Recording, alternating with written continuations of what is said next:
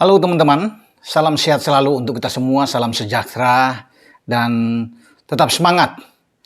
Saya mengucapkan terima kasih banyak ya kepada teman-teman yang sudah mendukung channel YouTube Bung Ropan dan sudah mensubscribe. Tanpa dukungan Anda, channel saya ini tidak akan berkembang. Dan saya akan membicarakan tentang Manchester City. Ya, tadi saya sudah bicara di video sebelumnya. Ya, secara overall City ada Arsenal, ada Liverpool, ada Newcastle, Spurs. Tapi saat ini saya kembali untuk menyorot dengan City ini yang mengalami kekalahan kedua mereka pada musim ini setelah kalah dari Liverpool di Anfield. Namun kekalahan pertama itu mereka dapatkan di Etihad. Dan ini kekalahan satu-satunya yang mereka alami itu di kandang. Ya, kalau musim lalu kan ada 2 kali kekalahan mereka di kandang dari Crystal Palace dan juga kalah dari Spurs. Dengan Spurs itu. Jadi nampaknya bagi pasukan Pep ini kalau bertarung dengan tim-tim yang bermain boleh dibilang ini parkir base ya, atau terlalu dalam bermain, hanya mengandalkan counter attack ini agak kesulitan ya. Itu yang terlihat ketika mereka terakhir kalah dengan Spurs pada musim lalu, dan ini dialami mereka di kandang juga ya, dengan Brentford, dan Brentford tuh hanya 25% ya. Jadi wajar mereka bertahan total dan hanya mengandalkan serangan, namun mereka dapat 2 gol. Yang menarik dari sini bahwa bukan saja 25% dan City 75% penguasaan ball position, tapi mereka hanya menembak 10 kali tetapi on targetnya banyak. Ada 8 on target, jadi memang efektif sekali. Kemudian City itu melepaskan sampai 29 tembakan, hampir nyaris 30 ya. Tapi 6 hanya on target. 1 gol yang mereka dapatkan lewat Phil Foden, gol balasan di penghujung babak pertama ya, setelah Ivan Toney membuat gol di menit ke-16. Nah, yang perlu juga saya catatkan di sini bahwa City itu melakukan perpindahan bola, pergerakan antar pemain mereka di sepanjang waktu normal sampai ada perpanjangan di injury time 8 menit ya, sebelum Ivan Toney bisa mencetak gol kedua, gol yang membuat mereka mendapatkan 3 poin di Etihad itu. City itu melakukan satu permainan yang bagus, terutama Kevin De Bruyne, Ilkay Gundogan, ada Rodri, Haaland di depan, ada Phil Foden. Ya, ini bagus sekali bagaimana mereka bermain dengan Bernardo Silva didorong lebih ke depan. 622 kali perpindahan mereka. Sangat dominan, sangat menonjol dibandingkan ini antara langit dan bumi dibandingkan dengan Brentford yang hanya 212 kali kalau nggak salah. Perpindahan bola memang itu separuh lebih. Ya, mereka hanya mendapatkan 2 sepak pojok sementara City dengan 10 sepak pojok memang tinggi sekali. Akurasi operan City itu mencapai 85%. Sementara Brentford itu hanya 56%. Memang kalau lihat dari semua aspek ini kalah, kecuali memang efektivitas on target dari Brentford yang luar biasa yang saya lihat di sini. Nah, Thomas Frank di dalam hal bagaimana menggagalkan setiap serangan dari City ini memang memainkan kelihatan dengan 3 back ya, di depan penjaga gawang David Raya. Karena di sana kan ada Ben Mee, ada Jorgensen dan Pinnock. Namun 5 gelandang dia numpuk di tengah situ sehingga kelihatan banyak sekali. Ada Jensen yang dia taruh situ, ada Janelt, ada Henry, OJK, dia mainkan Roslev. Nah, ketika mendapat tekanan dari City, itu 5-5-nya itu ada di kotak penalti, sehingga ada 8 di sana yang menyulitkan. Buemo juga sering turun ke bawah dengan meninggalkan Ivan Toney sendiri yang ada di depan. Thomas Frank tahu bahwa mereka pasti akan kalah dalam penguasaan bola. Ya. Jadi mereka membiarkan City itu bermain, yang menguasai bola, tapi sulit untuk bisa mendekat masuk ke dalam kotak penalti karena begitu banyak pemain-pemain Brentford yang ada di sini. Nah, pada musim lalu sebenarnya City menang di kandang mereka di Etihad dengan 2-0, walaupun harus perlu kerja keras. Dan ketika bermain di Brentford di Stadion Community, mereka juga cuma menang 1-0 melawan Brentford. Jadi memang kelihatan sejak 2 kemenangan musim lalu, walaupun Brentford tidak bisa membuat gol, itu kerja keras bagi pasukan Pep. Nah, ini mereka alami di sini ya, dengan Brentford, tim yang penuh kejutan ini selalu bisa memberikan perlawanan sengit terhadap tim-tim kuat, dan salah satu adalah Manchester City. Walaupun ini memang kelihatan pemain-pemain itu seperti agak takut cedera karena kan sudah akhir minggu depan itu sudah menghadapi Piala Dunia di Qatar, sehingga semua pemain harus hati-hati karena separuh pemain City, 90% pemain City itu akan berangkat ke Qatar. Namun tidak boleh menjadi alasan di sini karena ini mereka kalah. Mestinya kan mereka harus amankan menang biar posisi mereka tetap rapat dengan Arsenal yang sekarang sudah melebar menjadi 5 poin.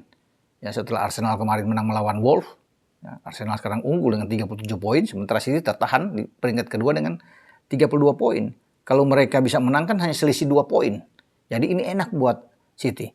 Memang kalau boleh dibilang kan masih ada waktu, masih panjang lah ya untuk ke depan. Tapi di saat Arsenal sedang on fire, sedang konsisten, ini sepertinya agak berat. Ada 2 memang kesempatan bagi City untuk bisa menerima Arsenal. Karena 20 Oktober yang lalu mestinya kedua tim ini kan bertanding. Namun ada partai tunda di sana. Tapi dengan Arsenal seperti ini ya kelihatan sekali bahwa mereka bernafsu untuk bisa menjadi juara. Jadi bagi Pep ini kerja keras. Setelah pasca habis Piala Dunia mereka harus siap-siap di tanggal 29 Desember menghadapi Leeds bermain di Elland Road. Nah bagi Brentford akan menjamu Tottenham Hotspur di kandang Brentford. Dan kalau mereka bermain seperti ini bagus, counter attack yang mematikan. Saya melihat bahwa Ivan Toney ini pemain yang luar biasa. Sekarang berada di peringkat ketiga, daftar pencetak gol terbanyak. Setelah Haaland 18 gol, Harry Kane 12 gol, dan Ivan Toney ya, di urutan ketiga. Ya, ada unggul dari Mitrovic dan Rodrigo ya, yang masing-masing 99. Tapi ini pemain bagus. Selain mencetak gol, dia ada 2 assist bersama dengan Brentford. Sayang ketika saya berharap bahwa pemain ini bisa dibawa oleh Gareth Southgate untuk ke Qatar, dia tidak masuk di dalam list tim nasional Inggris Three Lion ini. Di sana kalau nggak salah selain Harry Kane justru ada Marcus Rashford yang dipanggil lagi, ada Raheem Sterling, ada Jack Grealish, ya, ada Callum Wilson yang juga ikut masuk. Ya kalau dibandingkan dengan penampilan Jack Grealish masih lebih bagus jauh Ivan Toney, bahkan di atas dengan Callum Wilson, walaupun Callum Wilson memang lagi oke bersama dengan Newcastle, tapi kalau dilihat dari gol, ya, dari kebugaran, dari tongkrongan, dari kecepatan, saya pikir ini pembunuh berdarah dingin ya dari kotak penalti. Sayang kalau Gareth Southgate bisa mengambil dia. Ini bagus ya bagi tim nasional Inggris dengan Ivan Toney yang ada di sana. Dia sedang on fire. Dia layak untuk bermain di tim nasional sebenarnya ini dan harus diberikan kesempatan. Ini pemain 26 tahun yang bernama lengkap Ivan Benjamin Elia Toney.